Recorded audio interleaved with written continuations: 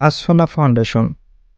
আসফনা foundation একটি অরাজনৈতিক, অলাভজনক শিক্ষা দেওয়া ও উন্নত মানব কল্যাণে নিবেদিত সেবামূলক সরকারি নিবন্ধিত প্রতিষ্ঠান। আজকে আমরা আসফনা ফাউন্ডেশন সম্পর্কে বিস্তারিত আলোচনা করব। তাই ভিডিওটি না টেনে পুরো ভিডিও জুড়ে আমাদের সাথেই থাকুন।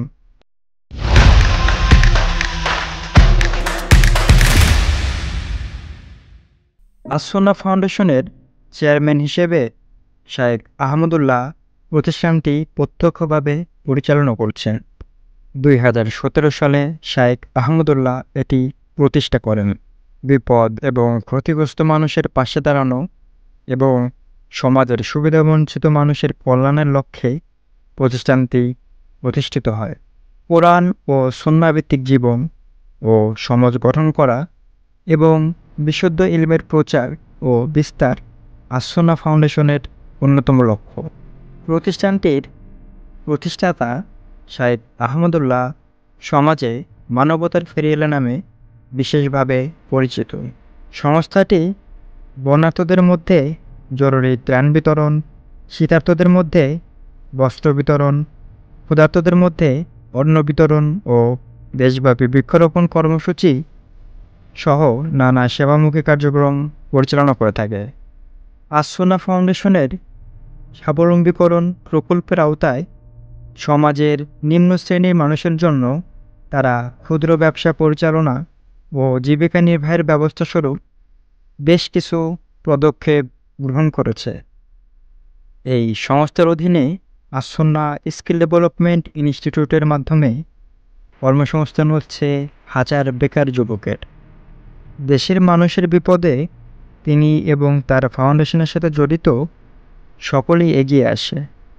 এবছর বাংলাদেশের বিভিন্ন অঞ্চল যেমন ফেনী, কুমিল্লা, খাগড়াছড়ি, নোয়াখালী ব্যাপকভাবে বন্যায় প্লাবিত হয়। সংস্থাটি তার একদল স্বেচ্ছাসেবক টিম নিয়ে এসব অঞ্চলের ক্ষতিগ্রস্ত মানুষের পাশে দাঁড়িয়ে মানবতার এক উজ্জ্বল দৃষ্টান্ত স্থাপন করেন।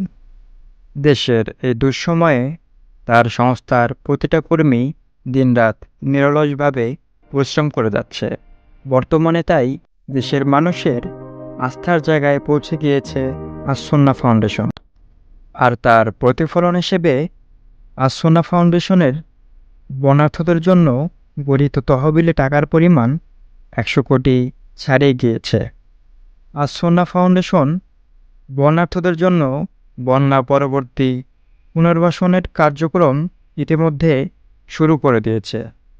মানুষের পাশাপাশি গবাদি পশুর জন্য খাবার এবং চিকিৎসার ব্যবস্থা করছে সংস্থাটি।